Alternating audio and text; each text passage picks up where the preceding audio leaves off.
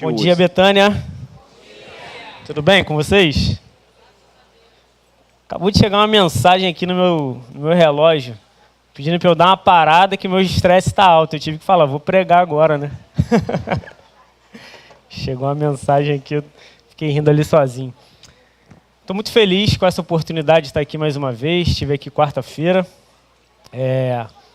Apesar do estresse, apesar do nervosismo, apesar de tudo que causa subir aqui, o senso de responsabilidade, é uma alegria para mim, porque eu tenho uma trajetória que Deus o tempo todo vem sinalizando para mim, Deus o tempo todo vem mostrando para mim aquilo que Ele quer da minha vida, aquilo que Ele já tem feito na minha vida, na minha casa. Então, toda vez que eu tenho a oportunidade, apesar de tudo isso, do estresse, do nervosismo, das angústias, às vezes, eu fico muito feliz de subir aqui. Eu tenho prazer, tenho uma alegria que eu não sei explicar, mas é como se eu estivesse no meu habitat natural, apesar de tudo isso que eu falei. Eu quero louvar a Deus pela vida dos visitantes nessa manhã. Você que está nos visitando através do YouTube, você que está nos visitando aqui também nessa manhã. Em especial, meus amigos lá do meu futebol de sábado, lá do Real Madruga. O Felipe e a Luana já são daqui, mas tem o Dani, a Silvia, o Lívio, a Vivi e a Mariá. Faz assim com a mão vocês aí, ó. É um banco quase todo ali. Então, quero louvar a Deus pela vida de vocês, agradecer porque vocês vieram aqui para ouvir Deus falar, mas também para prestigiar um amigo. Obrigado pela presença de vocês. Eu prego esporadicamente, mas tem alguns mecanismos que a gente usa, né? Ferramentas, coisas que a gente busca para poder preparar uma mensagem. E quando eu recebi o convite para pregar aqui nesse domingo, eu já tinha uma mensagem preparada, preparei, estudei, busquei. E aconteceu algo que há muito tempo não acontecia, que foi eu mudar tudo que eu já tinha ali planejado. Eu pregaria no início do mês, então preparei uma mensagem para o ano de 2026 e ficou muito claro para mim que a mensagem que Deus queria trazer não era aquela. Então eu precisei mudar aquilo que Deus tinha para falar com a gente, ou aquilo que Deus tem para falar com a gente, e isso só prova para mim que o pregador é apenas um instrumento. Seja quem suba aqui para falar, ele precisa estudar, ele precisa se capacitar, se preparar, mas ele é apenas um instrumento. E o tema, né, que eu coloquei nessa mensagem é o Deus da vida real, e eu quero explicar um pouquinho o porquê desse tema, porque a nossa relação com o sagrado, a nossa relação com Deus, a nossa relação com o Evangelho, ela tem muito a ver com o Deus que nos foi apresentado no início da nossa caminhada. A gente falou aqui agora de generosidade, a gente falou aqui agora de dízimo, de oferta. Eu, por exemplo, no meu início de caminhada, me relacionava com dízimo, com oferta, à medida do Deus que me foi apresentado. Então, eu dizimava e ofertava com o objetivo de receber 10, 15, 20, 100 vezes mais, porque eu tinha aprendido dessa forma. Então, aqui nessa manhã, existem pessoas que se relacionam com Deus, com o Evangelho, de diversas formas. Uma igreja cheia, um número grande de pessoas aqui. Então, tem pessoas aqui que aprendeu a se relacionar com Deus punitivo, tem pessoas aqui que aprendeu a se relacionar com Deus de quando você erra, de quando você peca, Ele vai te mandar para o inferno. E eu não estou dizendo que essas coisas são inverdades, o que eu estou dizendo é que a nossa relação com Deus, com o sagrado, com o Evangelho, tem muito a ver com o Deus que nos foi apresentado no nosso início de caminhada.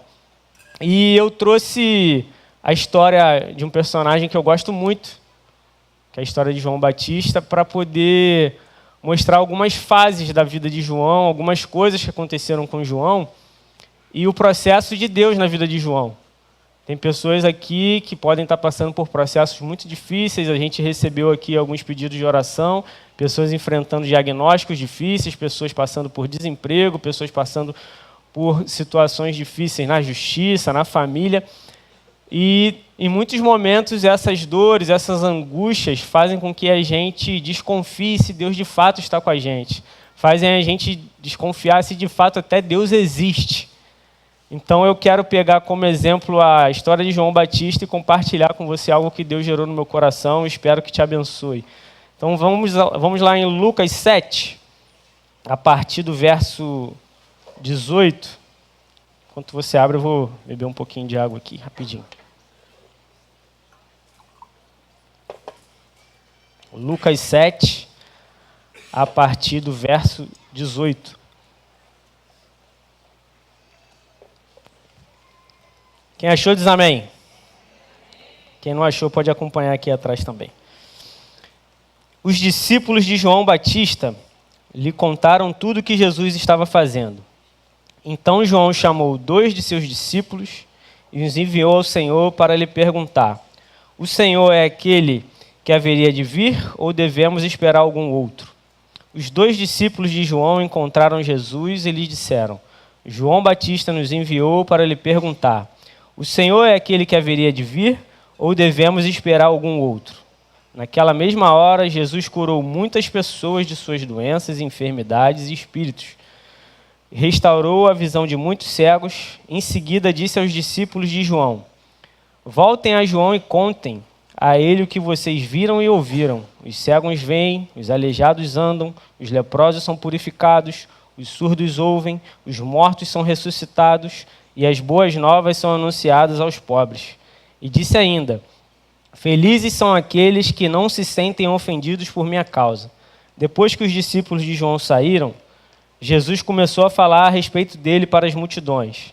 Que tipo de homem vocês foram ver no deserto? Um caniço que qualquer brisa agita? Afinal, o que esperavam ver? Um homem vestido com roupas caras? Não. Quem veste roupas caras e vive no luxo mora em palácios. Acaso procuravam um profeta? Sim, ele é mais que profeta. João é um homem ao qual as Escrituras se referem quando dizem: envie o meu mensageiro adiante de ti, e ele preparará o teu caminho à tua frente. Eu lhes digo, de todos os que nasceram de mulher, nenhum é maior que João Batista. E, no entanto, até o menor no reino de Deus é maior que ele. Pai, quero te agradecer por mais essa oportunidade.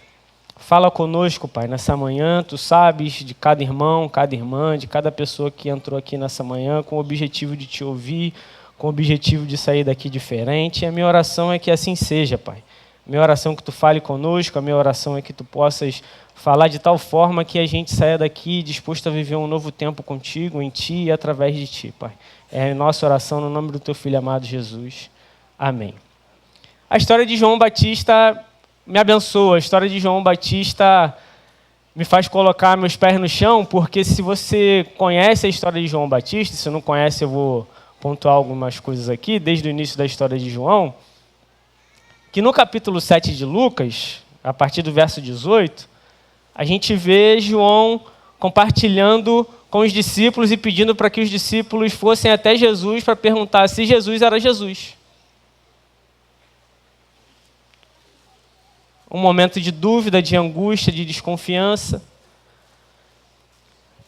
Mas, se você pega o início da caminhada de João Batista, você vai observar que a vida de João Batista é uma vida extraordinária. Do seu nascimento até esse momento aqui, a vida de João Batista é uma vida repleta de milagre, de bênção, de tudo aquilo que eu e você gostaríamos que Deus fizesse pela nossa vida. Em Lucas 1:11, eu não mandei para vocês aí, fala sobre o anúncio do nascimento de João. Eu não sei se você lembra, mas os pais de João eram velhos e a mãe de João era estéril. Eu preguei sobre esse texto há algum tempo atrás aqui. Um anjo aparece para Zacarias e fala sobre o nascimento de João. Os pais eram velhos, a mãe era estéril, e o anjo aparece e anuncia o nascimento de João. Uma outra coisa interessante, em Lucas 3, a partir do verso 7, não precisa colocar também, João prepara o caminho. João prepara o caminho para o Messias. Em Lucas 1, quando o anjo aparece para Zacarias, ele fala: vai ser cheio do Espírito Santo, vai vir no espírito de Elias, vai ser um homem extraordinário, vocês vão se alegrar com o nascimento do menino, sendo que eles eram velhos e a mãe era estéril. A profecia acontece. E nessa profecia também é dito que João seria aquele que prepararia o caminho para o Messias. No capítulo 3 de Lucas, fala para a gente que João não apenas prepara o caminho, João não apenas vai no espírito de Elias, João não apenas faz aquilo que já havia sido dito a respeito da vida dele, mas João batiza Jesus e vê quando o Espírito Santo desce sobre a vida de Jesus. E a pergunta que eu quero te fazer é que, como alguém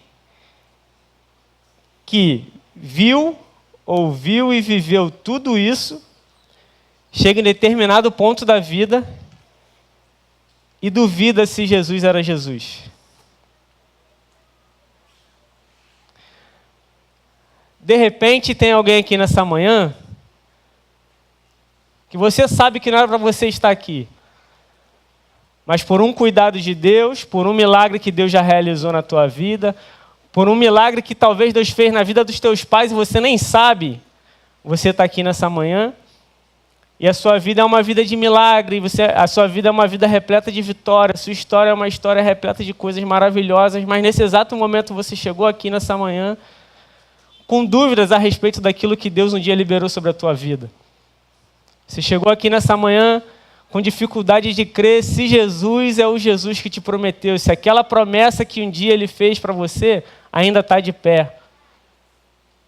E a minha oração é que o Espírito Santo trate contigo, fale contigo, porque por mais que as dores da vida, as dificuldades, as angústias cheguem, e é importante a gente entender que precisamos ser gente de verdade, e gente sofre, gente se angustia mesmo, gente chora. E com João Batista não é diferente. E eu comecei dizendo sobre o Deus que a gente aprendeu, o Deus que a gente conheceu no nosso início de caminhada, porque eu não sei você, mas eu, quando me deparava com alguém que estava passando por algum tempo de angústia, de dificuldade, que duvidava, que não sabia se Deus tinha realmente falado algo, ou se Deus realmente era Deus para fazer, eu era aquele que apontava. Se você está duvidando, você não é crente. Se você está duvidando, se você está passando por um momento de angústia, de dificuldade, é porque você não é crente, você é um crente fraco.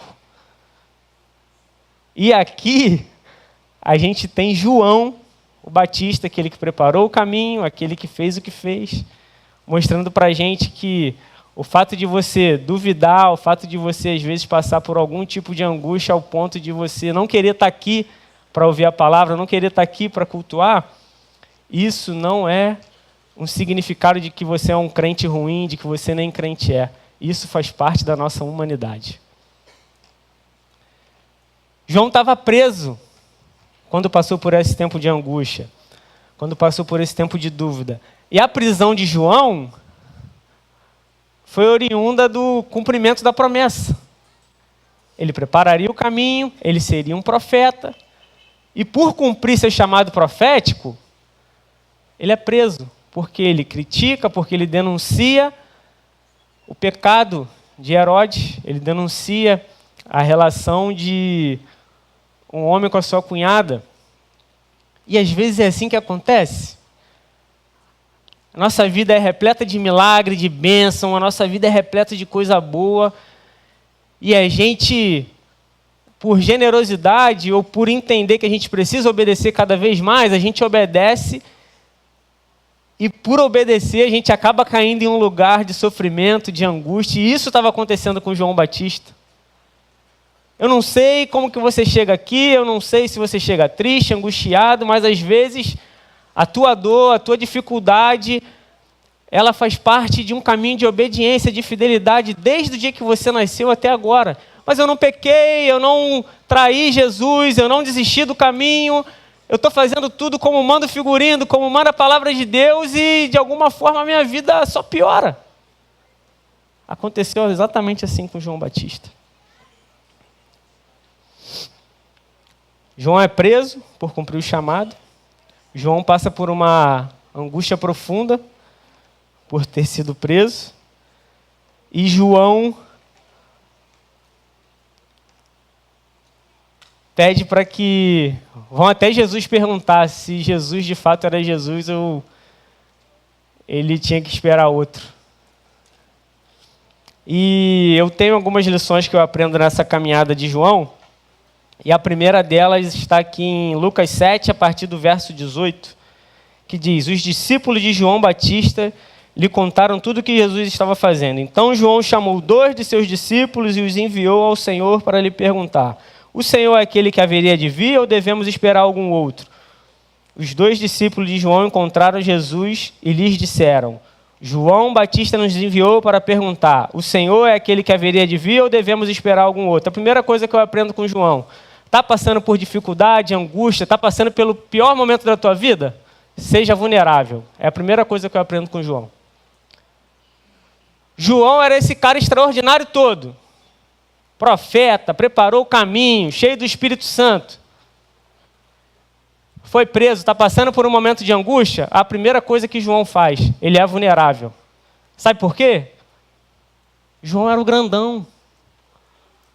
João era o cara daquele tempo. E às vezes a gente está aqui, passando por um tempo de dificuldade, de dor, de angústia, e ninguém sabe. Você não compartilha com ninguém. A primeira coisa que eu aprendo com João: seja vulnerável. E por que vulnerável? Não só porque ele compartilhou, é porque aqui diz que ele compartilhou com os discípulos. João tinha uma escola de discípulos. A gente não consegue precisar quantos eram, mas era uma multidão de gente que caminhava com João. Muita gente seguia João por tudo que João vinha fazendo, pela pregação de João, por tudo que ele já vinha fazendo ao preparar esse caminho para Jesus. E João é vulnerável. João não tem dificuldade de procurar aquele que hierarquicamente é um menor que ele para poder compartilhar a sua angústia, a sua dor. Uma coisa interessante que eu aprendo com João: se você for ler a história, você vai entender que existia uma multidão que seguia João. Existia uma multidão. Só que aqui diz que João pede para quantos ir lá falar com Jesus? Mas a segunda coisa que eu aprendo com João: você pode estar aqui dentro, você pode estar passando por um momento de angústia e de dificuldade. A primeira coisa eu disse que eu aprendi: seja vulnerável. Qual é a segunda? Não é para você subir aqui e contar a tua vida para todo mundo. Você precisa aprender a discernir para quem você vai compartilhar as tuas angústias e as tuas dores. João manda 2. E a minha leitura não está escrito, é que ele sabia, Ele sabia que ele podia contar aquela angústia dele para aqueles 2. E por que eu interpreto dessa forma? Porque os 2 que João compartilha, o que esses caras fazem? O que esses caras fazem? Me ajuda, por favor. Está aqui, ó. Ele conta para os 2, pede para que eles vão perguntar a Jesus, e o que eles vão lá e fazem? Vão lá e perguntam para Jesus. Boa, pastor. Obrigado. Tem gente aqui que, se a gente for contar a nossa vida, em vez de ir levar para Jesus a nossa angústia, a nossa demanda, vai ficar de fofoca no corredor. Tem gente aqui que, se a gente for contar a nossa dificuldade, o problema que a gente está passando com o filho, o problema que a gente está passando no casamento, o problema que a gente está passando financeiro, essa pessoa vai pegar o teu problema, a tua demanda, e vai falar para todo mundo. Eu aprendo com Jesus, eu aprendo com João.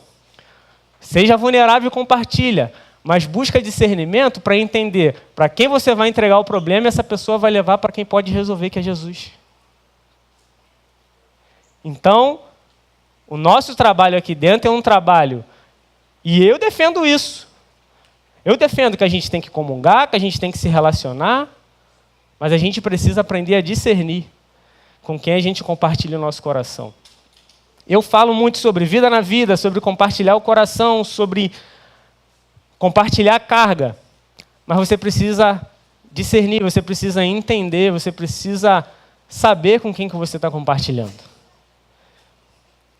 Então, João compartilha, João mostra sua fragilidade, mesmo sendo profeta, mesmo sendo aquele que prepara o caminho, mesmo sendo aquele homem extraordinário, ele se vulnerabiliza, mostra sua fraqueza, pede para que vão até Jesus perguntar, os discípulos vão até Jesus. E chegando a Jesus, os 2 discípulos que João envia, acontece uma coisa bem bacana. Olha o que diz Lucas 7, a partir do verso 20. Os 2 discípulos de João encontraram Jesus e lhe disseram: João Batista nos enviou para lhe perguntar: o Senhor é aquele que haveria de vir ou devemos esperar outro? Naquela mesma hora, Jesus curou muitas pessoas de suas doenças, enfermidades e espíritos impuros e restaurou a visão de muitos cegos. Em seguida, disse aos discípulos de João: voltem a João e contem a ele o que vocês viram e ouviram. Os cegos veem, os aleijados andam, os leprosos são purificados, os surdos ouvem, os mortos são ressuscitados e as boas novas são anunciadas aos pobres. A resposta de Jesus aqui é fazendo referência à profecia lá de Isaías, que João sabia bem essa profecia de Isaías. Então vem comigo rapidinho. Isaías 35.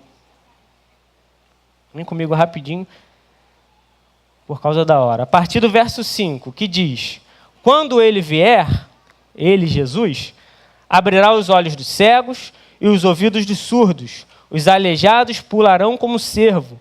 Os mudos cantarão de alegria. As fontes brotarão no deserto e os rios correrão na região desolada. Então, quando Jesus começa a falar para os discípulos, e é interessante, voltando um pouquinho, é que eles perguntam para Jesus e Jesus não fala nada. Jesus começa a curar, ser curado, ser curado, ser curado, ser curado, ser curado. Então Jesus está... Quando Jesus mostra esses acontecimentos, a resposta vai lá e fala para João que aquilo que Isaías profetizou está acontecendo. Vai lá e fala para João que aquilo que Isaías declarou sobre mim, de fato está acontecendo. Eu sou Jesus, pô. Eu sou Jesus. Por mais que ele esteja passando por um tempo de dúvida, de angústia, vai lá e avisa para ele que aquilo que foi profetizado lá atrás está acontecendo agora. Eu não sei como é que você chega aqui, de repente tem coisa que Deus falou com você há 30, 20, 10, 15 anos atrás e você está duvidando. A palavra dele para você nessa manhã é: eu continuo sendo o mesmo Jesus que te fez a promessa lá atrás. Eu continuo sendo o mesmo Jesus que um dia declarou sobre a sua vida. E se ainda não chegou, se ainda não aconteceu, se ainda não se realizou, fica calmo, eu estou cuidando de você.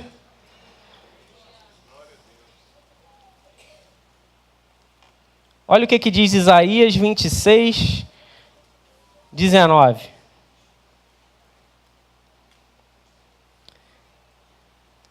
Teus mortos, porém, viverão, os seus corpos ressuscitarão, aqueles que dormem na terra se levantarão e cantarão de alegria, pois tua luz que dá a vida descerá como orvalho sobre o teu povo no lugar dos mortos. Isaías 61, 1.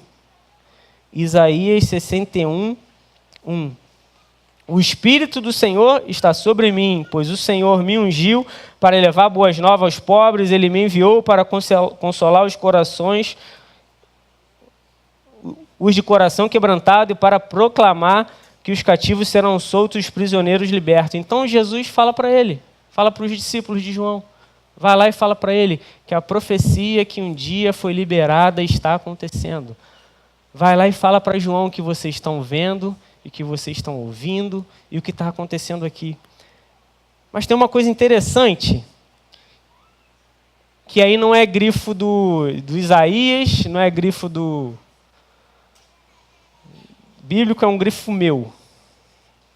João está angustiado. Por quê? Tinha uma profecia liberada, tinha algo declarado, ele estava cumprindo, ele estava obedecendo e tudo estava acontecendo de ruim na vida dele naquele momento. E ele desconfia, ele duvida e pede para que os discípulos vão até Jesus. E Jesus começa a fazer coisas. Só que tudo que Jesus faz ali nada impacta diretamente na situação que gerava angústia na vida de João Batista. E de repente você está aqui nessa manhã e está com dúvidas. Se Jesus é Jesus, por quê? Acontece tudo na vida de todo mundo, mas não acontece na tua. A cura chega para todo mundo, a porta aberta chega para todo mundo, a libertação chega para a família de todo mundo e para a sua não chega.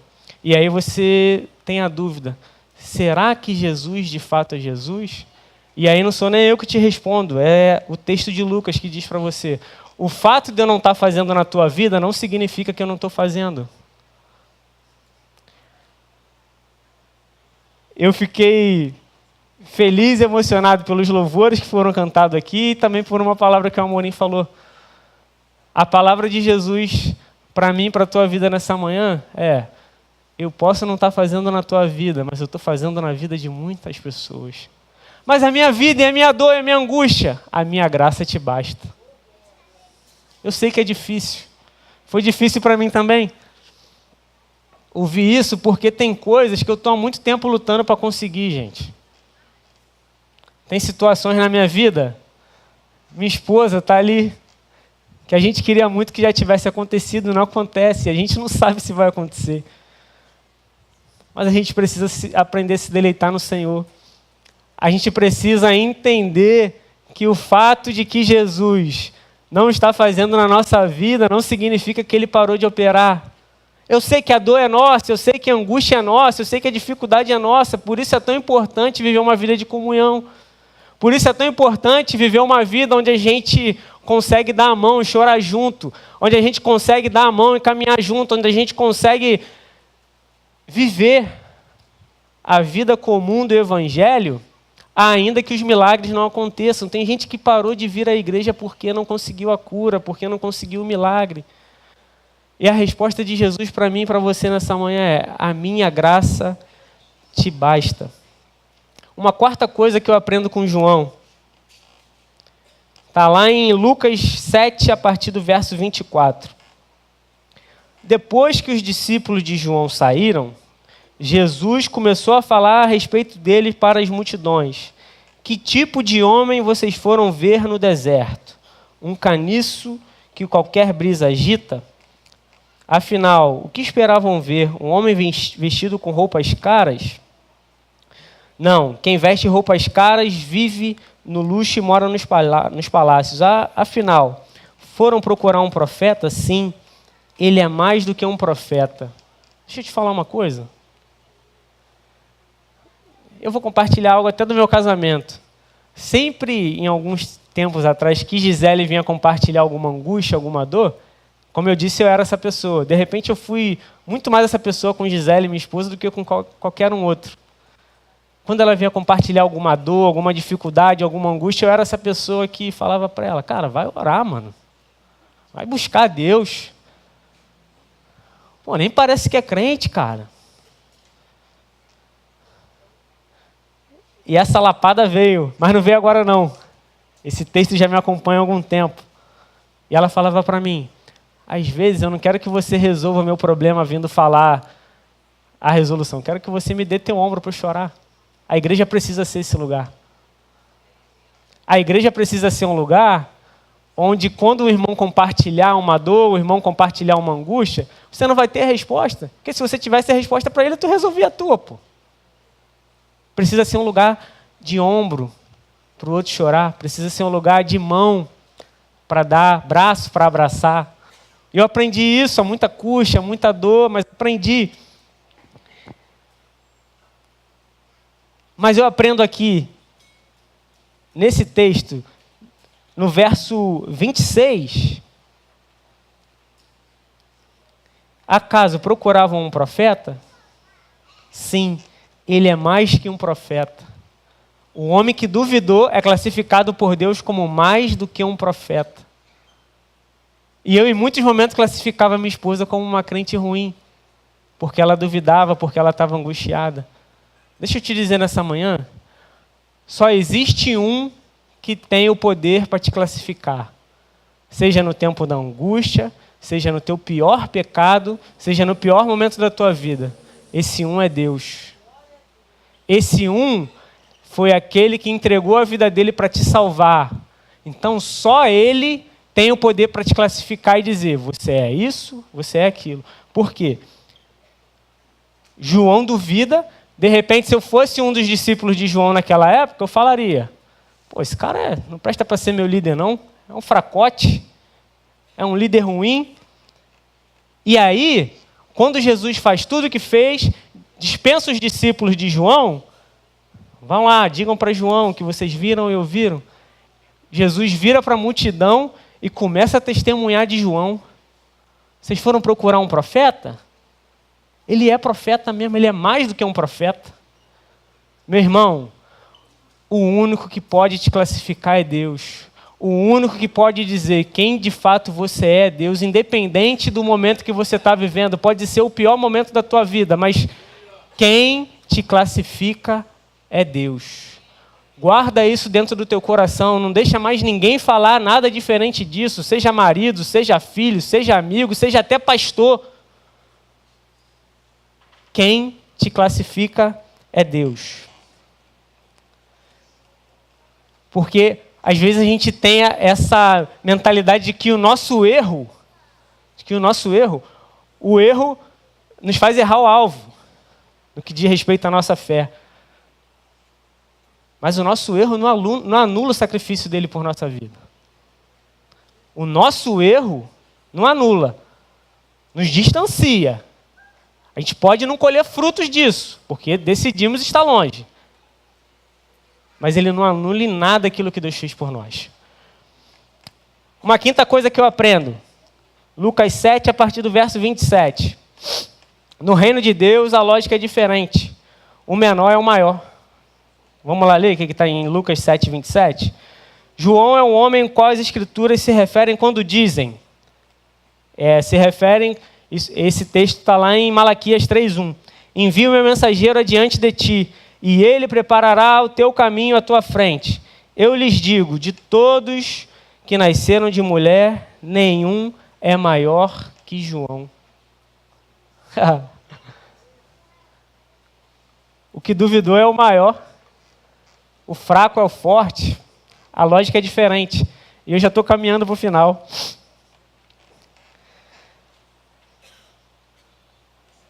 Eu não sei o que já falaram a respeito de você.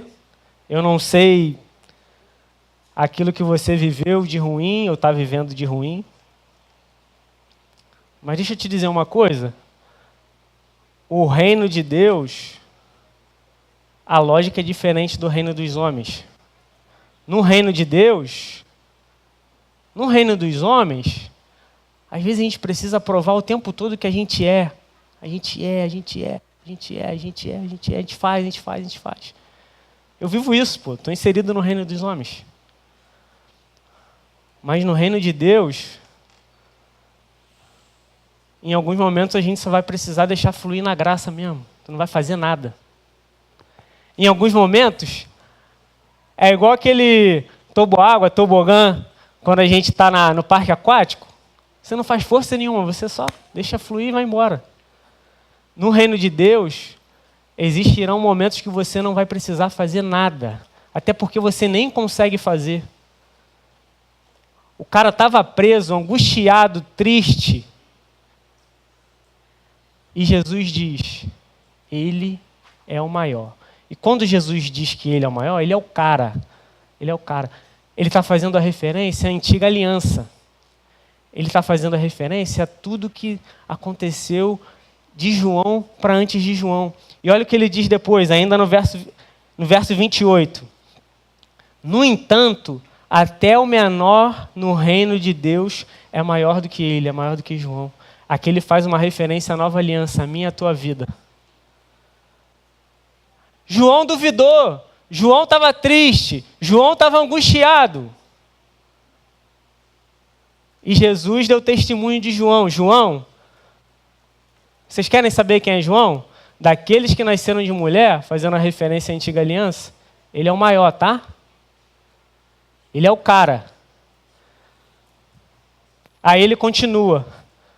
Mas no meu reino, o menor é maior do que o cara. Chegou aqui nessa manhã, triste, angustiado, não sabe o que fazer, não sabe se a cura vai chegar, não sabe se você vai conseguir. O que Deus fala de você é: no meu reino, o menor é maior do que João. No meu reino, você pode estar fraco, no meu reino, você pode estar angustiado, no meu reino, você pode estar passando pelo momento mais difícil da sua vida. Mas a forma que eu te enxergo não muda não, tá? No meu reino, a tua angústia, a tua dificuldade e até mesmo a tua dúvida, não muda em nada a forma que eu te enxergo não, tá? No meu reino, a tua dor, a tua vontade de desistir, a tua vontade de chutar o balde, não anula o sacrifício que eu fiz pela tua vida não, tá? Então, de repente, aqui nessa manhã, eu falei de antiga aliança e de nova aliança, pode ter alguém que se afastou da aliança porque um dia duvidou. Pode ter alguém aqui nessa manhã que se afastou da aliança porque um dia pecou. Pode ter alguém aqui nessa manhã que se afastou da aliança porque estava passando pelo pior momento da vida e não quis mais saber. E a palavra dele para você nessa manhã é: a minha palavra para você nessa manhã é: eu continuo sendo o mesmo. Que me entreguei por você, eu continuo sendo o mesmo. Que te ama, eu continuo sendo o mesmo. Que te espero aqui de braços abertos. Pode ter aqui nessa manhã pessoas que nunca fizeram uma aliança com ele. E de repente você nunca fez aliança, mas gosta de vir aqui, gosta de frequentar, gosta do ambiente, gosta das pessoas. E a tua palavra é: eu nunca fiz uma aliança com ele, porque meu tempo não chegou, porque ainda tem muita coisa que precisa ser resolvida no caminho, tem muita coisa que eu ainda preciso deixar de fazer, tem muita coisa que eu ainda preciso fazer. E a resposta dele para você nessa manhã é: vem. A resposta dele para você nessa manhã é: eu te espero aqui de braços abertos, independente do que você está fazendo, independente do que você acha que precisa fazer. Eu estou te esperando aqui de braços abertos. E para concluir, quero pedir para o louvor subir, por favor. Vamos ler o que está escrito lá em 1 Pedro 2, a partir do verso 21. 1 Pedro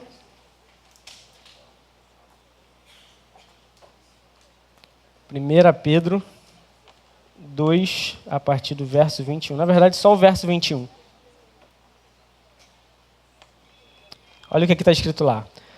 Porque Deus os chamou para fazerem o bem, mesmo que isso resulte em sofrimento, pois Cristo sofreu por vocês e Ele é exemplo. Sigam os seus passos. No sofrimento de João não tinha o exemplo de Jesus. Na história de João, tudo que João passou, a prisão, as angústias, tudo aquilo que João passou, João não tinha o exemplo de Jesus. Mas olha o que diz o texto de 1 Pedro 2:21. Porque Deus os chamou para fazerem o bem, mesmo que isso resulte em sofrimento. Pois Cristo sofreu por vocês e Ele é o seu exemplo. Siga os seus passos. Por fazer o bem, o preço dele foi um preço de cruz. Então a gente precisa ter esse entendimento. Se o nosso exemplo é Jesus, o nosso caminho precisa ser um caminho de cruz. Tem uma fala muito boa do Zial Machado que teve aqui, que ele fala: nós não somos enviados para lugares ideais, nós somos enviados para lugares reais. Por isso Deus da vida real. E a vida real, ela é repleta de dor, de luta, de angústia, de dificuldade. E o nosso maior exemplo é Jesus. E Jesus, como resultado da sua bondade, do seu amor, ele foi para a cruz. Então, nosso resultado nem sempre vai ser a realização do nosso sonho. Nosso resultado nem sempre vai ser a alegria de conseguir aquilo que a gente quer, daquilo que a gente sonha. O resultado, às vezes, vai ser um caminho de cruz. Você está preparado para a cruz? Você está preparado para poder crucificar a sua vida por amor a Ele? E nesse caminho da rota da conclusão, eu quero compartilhar algumas coisas aqui. Você pode ter chegado aqui nessa manhã num tempo ruim da sua vida. E em algum momento você pode estar se perguntando exatamente agora: onde está Deus? Onde está Deus na minha dor? Onde está Deus na minha luta? Onde está Deus na minha angústia? Onde está Deus na minha dificuldade? Eu compartilho contigo aqui algumas percepções, alguns apontamentos bíblicos. Deus está com Jesus quando ele chora pela perda de um amigo. Deus está com Jesus na angústia da crucificação. Ele estava lá. Mas se ele estava lá, por que ele não deixou acontecer? Porque mesmo vendo o filho passar por aquela imensa dor, ele não fez nada.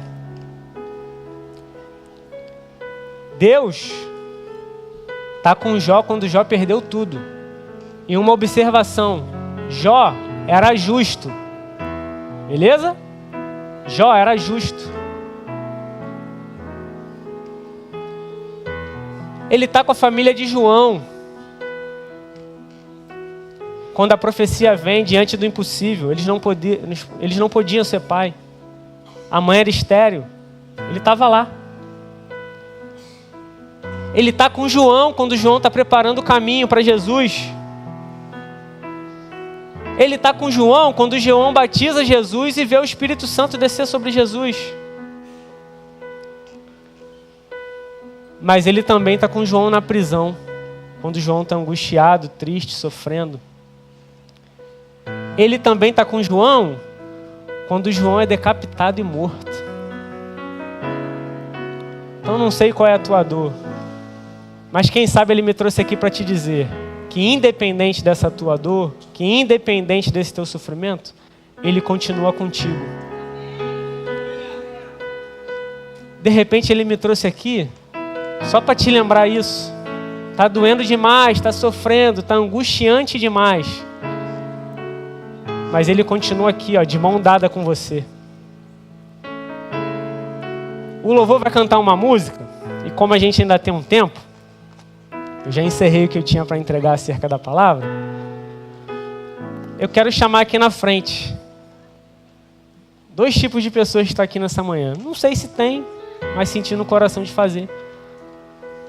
Primeiro, você que nunca fez aliança com Ele, por esses motivos que eu falei. Eu preciso parar, eu preciso começar, eu preciso. E Ele falou para você nessa manhã: você não precisa nada, eu estou te esperando aqui, vem. Segunda pessoa que eu quero chamar aqui na frente, para a gente orar junto. Você se afastou da aliança por algum motivo, por alguma angústia, por alguma dor, por alguma dificuldade.